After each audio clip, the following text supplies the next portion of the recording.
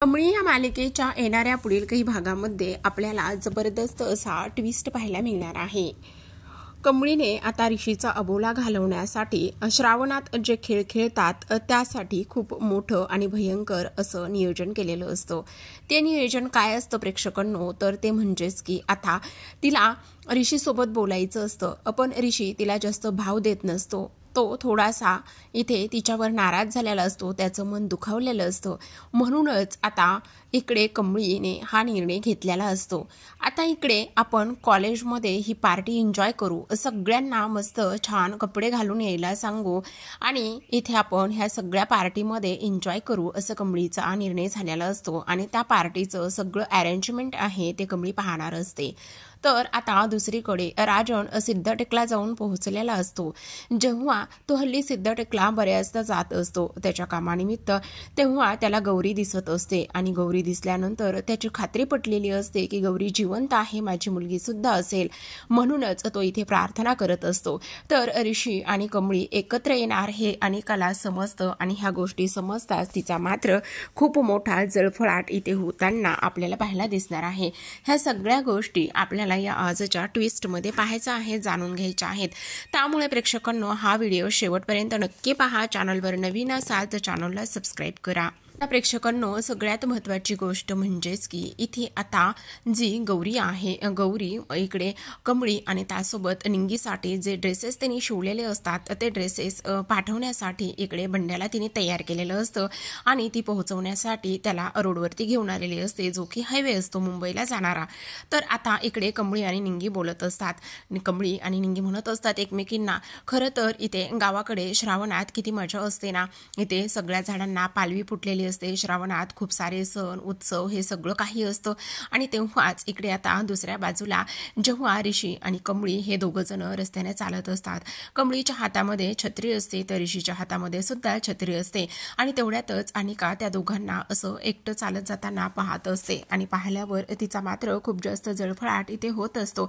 तिला खूप मोठा प्रश्न पडलेला असतो, हे सगळं काय आहे आणि त्याचबरोबर इथे ही लोक अशी का करत आहेत मला समजत नाही। म्हणजेच की इथे मी ह्या दोघांना कितीही दूर करण्याचा प्रयत्न करते, कितीही दूर करण्याचा प्रयत्न केला तरी सुद्धा ही लोक इथे दूरच जात नाहीत, तर आणखी जवळजवळ येण्याचं काम करत आहेत। मुद्दामूनच अनिका इथे खड्ड्यातून तिची कार घालते आणि जेव्हा खड्ड्यातून कार घालते तेव्हा मात्र इथे आता तिला ह्या दोघांना असं रस्त्यावर पाडायचं होतं आणि म्हणूनच ही इथे ह्या सगळ्या गोष्टी करताना सुद्धा आपल्याला असं दिसत आहे।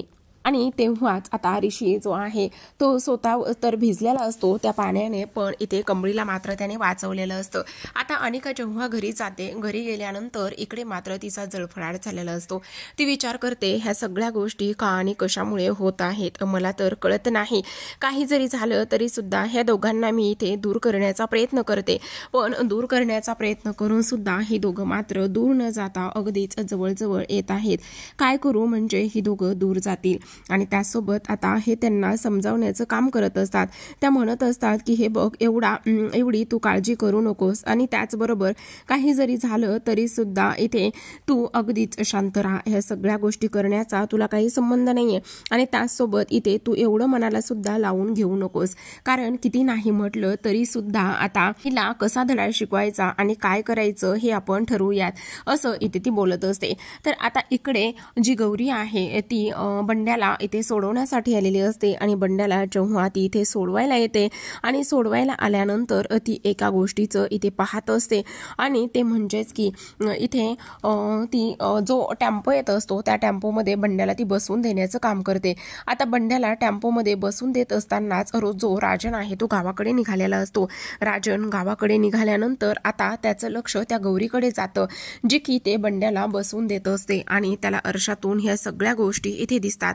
आता आरशातून ह्या सगळ्या गोष्टी त्याला दिसल्यानंतर त्याची खात्री पटते की नाही ही गौरीच आहे। त्यामुळे तो लगेचच गाडीतून खाली उतरतो आणि गाडीतून खाली उतरताच इथे आता तो लगेचच तिला शोधण्यासाठी निघालेला असतो आणि तिला शोधायला गेल्यानंतर तिथे कोणीच नसतं। तो इथे विचारत असतो की इथे गौरी होती ती कुठे आहे, पण इथे गौरी मात्र गौरी ह्या नावाने गावामध्ये राहत नसून ती सरू या नावाने गावामध्ये राहत आहे आणि तेव्हा त्याला कोणीच सांगत नाही। इकडे मात्र मात्र सरूला समजलेलं असतं की राजन तिला शोधत शोधत तिथपर्यंत जाऊन पोहोचलेले आहेत आणि राजन तिला शोधत शोधत तिथपर्यंत जाऊन पोहोचलेत ही गोष्ट जेव्हा तिला समजते तेव्हाच इथे आता ती एका ठिकाणी आडोशाला जाऊन लपलेली असते. जेव्हा आडोशाला जाऊन लपते हा राजन तिला शोधत शोधत आता खूपच जास्त बेभान झालेला असतो. त्याला खूप मोठा धक्का इथे बसलेला असतो की नाही, काही जरी झालं तरी सुद्धा इथे मी माझ्या गौरीला शोधणारच असा इथे तो विचार करत असतो.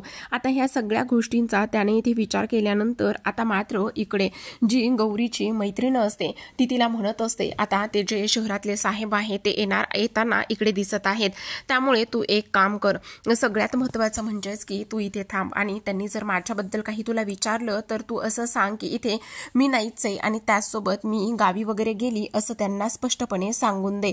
असं म्हटल्यानंतर ती म्हणत असते पण अगं असं का सांगायचं आहे. त्यावर ती म्हणत असते तू सांग ना. असं म्हणून आता लगेचच तिथे राजन जातो आणि राजन तिथे विचारल्यानंतर ती म्हणत असते खरं तर इथे त्या नाही येतं आणि त्या गावी गेलेल्या आहेत, तुम्हाला त्यांच्याकडे काही काम वगैरे होतं का.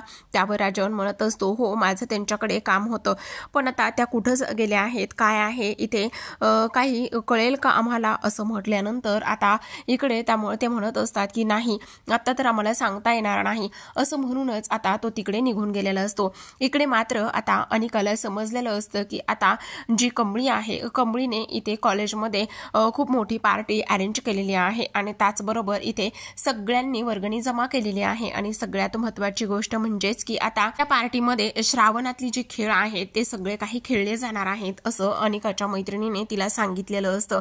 आणि ही गोष्ट आता इथे कामिनीने ऐकलेली असते. ही गोष्ट कामिनीने ऐकल्यानंतर अनिका म्हणत असते हे सगळं तिचं का आणि कशासाठी चाललेले आहे.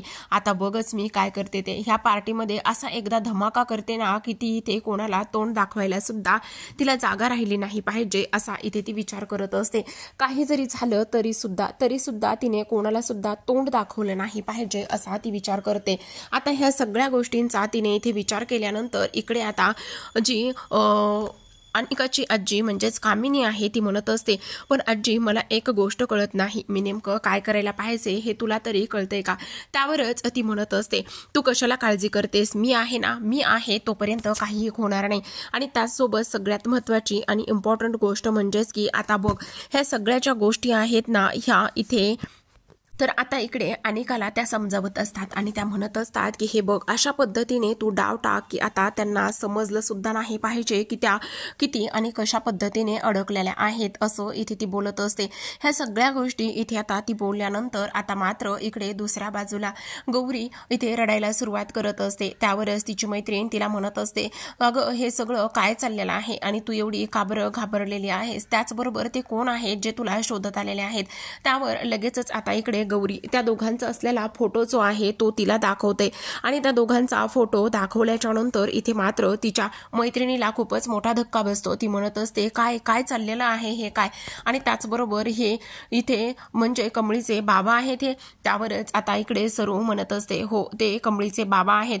त्यावरच ती म्हणत असते अगं पण तू हे असं का करत आहेस, तुझ्या एक गोष्ट लक्षात येते का, सगळ्यात महत्त्वाची म्हणजेच की ते तुम्हा दोघींना इथे शोधत आहेत आणि त्यांच्या ह्याच्यावरून तर तेच वाटत आहे मग तू अशी त्यांच्या पासून लांब का पळत आहेस, काही कळेल का. त्यावरच आता इकडे गौरी म्हणत असते तुला सांगू भूतकाळामध्ये खूप काही गोष्टी ते झालेल्या आहेत. कमळी सुद्धा इकडे मुंबईला जाऊन पोहोचलेली आहे. आता कमळी आणि तिचे बाबा एकमेकांना भेटून येत आणि त्याचसोबत इथे ज्या भूतकाळातल्या झालेल्या गोष्टी आहेत त्या पुन्हा इथे होऊ नयेत म्हणून मी हे सगळे प्रयत्न करत आहे असं इथे ती बोलते.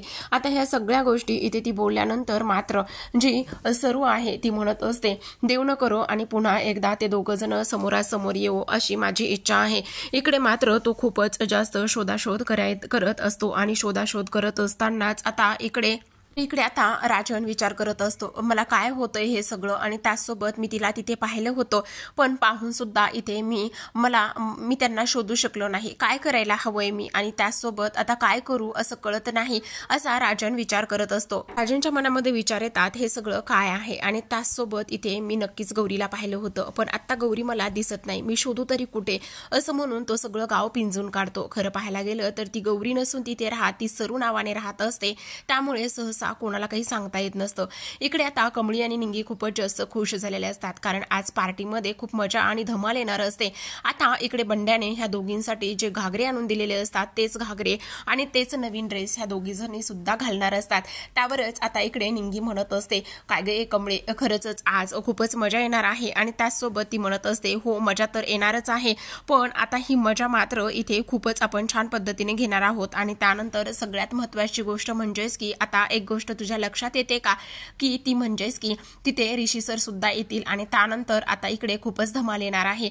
तर इकडे अनिका विचार करत असते, आता इथे कमळीला असं वाटत असेल की ती ऋषीच्या जवळ जाईल, पण मी तिला तसं अजिबातच होऊ देणार नाही। काही जरी झालं तरी सुद्धा आजच्या या पार्टीमध्ये कमळीला चांगलाच मी धडा शिकवेल असं इथे ती बोलत असते। आता पार्टीचं खूपच छान पद्धतीने इथे डेकोरेशन केलेलं असतं, खूप छान अशी तयारी इथे केलेली असते।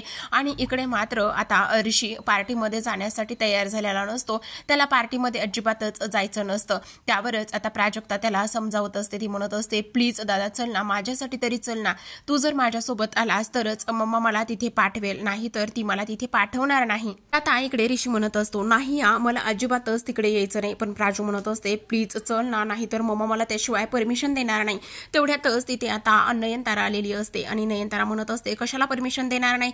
तेवढ्यातच आता ऋषी म्हणत असतो, नाही नाही कशासाठी नाही, पण आता ती म्हणत असते, काय आहे ना, आमच्या कॉलेजमध्ये थोडंसं फंक्शन आहे, पार्टी आहे आणि त्यासाठी मला जायचंय, पण इथे बघ ना दादा माझ्यासोबत येतच नाहीये। त्यावरच आता ती म्हणत असते, अच्छा जर पार्टीमध्ये जायचं असेल तर फक्त 8 वाजेपर्यंतच थांबायचं, 8च्या अगोदर घरी यायचं। त्यावर ऋषी म्हणत असतो, इट्स ओके मॉम, मी आहे सोबत। त्यावरच आता इकडे दोघे एकमेकांकडे खुनशी बघून हसत असतात। तेव्हा तो म्हणत असतो, अडकवलंस ना मला ह्या सगळ्या गोष्टीमध्ये। तेव्हा ती म्हणत असते, हो जेव्हा लास्ट टाइम तू मला अडकवलं होतंस ह्या सगळ्या गोष्टीमध्ये, मग झालं की आता टीथ फॉर टॅथ, असं म्हणूनच दोघे बहीण भाऊ छान असे तयार होत असतात। तर आता इकडे पार्टीमध्ये सगळी जय्यत तयारी सुरू झालेली असते। आता इकडे कमळीने खूपच सुंदर असा घागरा घातलेला असतो, त्या घागऱ्यामध्ये ती अशी कमाल दिसत असते आणि सगळेजण कमळी आली म्हणून तिच्याकडे पाहत असतात। आता तिथे अनिका सुद्धा आलेली असते, अनिका तिच्या मैत्रिणी त्या सुद्धा खूपच कमाल दिसत असतात, पण अनिका कुठली घागरा घालते, तिने काहीतरी वेगळाच ड्रेस इथे वेअर केलेला असतो, पण कमळीचा लुक मात्र एकच कमाल आणि एकच नंबर दिसत असतो। प्रेक्षकांनो, कॉलेजमधली सगळी मुलं मुली तिच्याकडेच पाहत असतात। खरं पाहायला गेलं तर आज ह्या मुला मुलींना सुद्धा खूपच रंगतदार आणि कमाल धमाल येणार असते, कारण ह्या पार्टीची थीम खूप काही वेगळी असते। गावाकडच्या पद्धतीने गाणी होणार असतात, त्याचबरोबर झुला होणार असतो, त्याचबरोबर वेगवेगळ्या फुगड्या, डान्स आणि सगळ्यात महत्त्वाचे खेळ म्हणजे वेगवेगळे खेळ सुद्धा होणार असतात। आणि ह्या पार्टीची खासियत म्हणजेच की ही पार्टी आता इथे कमळीने सगळी काही अरेंज केलेली असते। भले तिने खर्च केलेला नसतो, पण जे काही गावाकडे ज्या पद्धतीने करायचं असतं त्याच पद्धतीने इथे केलेलं असतं। हे सगळं तिने का केलेलं असतं, खरं तर आता इथे तिला ऋषीचं मन जिंकायचं असतं। ऋषीने जो तिच्यासोबत धरलेला आबोला आहे तो मात्र तिला इथे मिटवायचा असतो आणि म्हणूनच तिची ही सगळी धडपड सुरू असते। आता इकडे अनिका येऊन पोहोचलेली असते। अनिका आणि कमळी समोरासमोर असतात। अनिका आणि कमळी समोरासमोर असतानाच त्या दोघी एकमेकींकडे पाहत असतात। त्यावरच आता अनिका म्हणत असते, तुला वाटत असेल की आजच्या पार्टीमध्ये तू ऋषीचा राग मिटवशील आणि आजच्या पार्टीमध्ये जो ऋषी येईल त्याच्यासोबत आणि त्याच्यासोबत जवळीक साधण्याचा प्रयत्न करशील, पण असं मी तुझ्यासोबत काहीच होऊ देणार नाही, असं अनिका म्हणत असते। तर इकडे आता दुसऱ्या बाजूला प्राजक्ता आणि त्याचसोबत इथे ऋषी सुद्धा आलेला असतो। प्राजक्ता आणि इथे ऋषी आल्यानंतर सगळ्यात महत्त्वाची गोष्ट म्हणजेच की जे कमळीने तिचं कानातलं गळ्यातलं जे इथे सोनाराकडे ठेवलं होतं ते कानातलं इथे ऋषी घेऊन आलेला असतो आणि तिच्याकरिता त्या बॉक्समध्ये ते असतं। आता इथे ती त्याला नमस्कार करत असते आणि नमस्कार केल्यानंतर तो तिच्या हातामध्ये तो आणलेला बॉक्स देतो। तिच्या हातामध्ये तो आणलेला बॉक्स दिल्यानंतर ती विचारत असते, हे काय आहे। तेव्हाच आता तो म्हणत असतो, एकदा उघडून बघ काय आहे तर, असं म्हटल्यानंतर लगेचच आता इथे कमळी जी आहे ते इथे ती उघडून पाहण्याचा प्रयत्न करत असते। ते उघडून पाहण्याचा इथे प्रयत्न केल्यानंतर ते पाहते आणि तिला खूप जास्त आनंद होत असतो। अक्षरशः डोळ्यातून अश्रू वाहू लागलेले असतात आणि त्याचबरोबर इथे एवढा आनंद झाल्यामुळे आता सगळ्यात महत्त्वाची गोष्ट म्हणजेच की ते कानातले लगेचच ती काढून घेते आणि ते कानातले लगेचच काढून घेतल्याबरोबर आता आता इकडे मात्र जी कमळी आहे, कमळीने हे सगळं पाहिलेलं असतं आणि कमळीने हे सगळं पाहिल्यानंतर ती ते लगेचच कानातले आणि गळ्यातलं जे आहे ती इथे घालत असते. तेव्हा तिला असं वाटत असतं की नाही, मला आज खूप जास्त आनंद होत आहे. आज असं वाटत आहे की माझ्या आईनं मला इथे घट्ट मिठी मारलेली आहे आणि ही माझ्यासाठी सगळ्यात अनमोल भेट आहे, अनमोल वस्तू आहे, असं इथे ती म्हणत असते. ह्या सगळ्या गोष्टी बघितल्यानंतर इकडे मात्र ऋषी तिच्या चेहऱ्यावरचा हा आनंद पाहत असतो. त्याला सुद्धा इथे प्रचंड आनंद झालेला असतो. किती नाही म्हटलं तरी सुद्धा इथे ऋषीचं मन हे तिच्यासाठी इथे झुरतच असतं. पण आतापर्यंत तिने फक्त आणि फक्त त्या स्पर्धेमध्ये पार्टिसिपेट केलेला आहे किंवा इलेक्शनमध्ये पार्टिसिपेट केलेला आहे, त्यामुळेच त्यानं तिच्यासोबत हा बोला धरलेला असतो.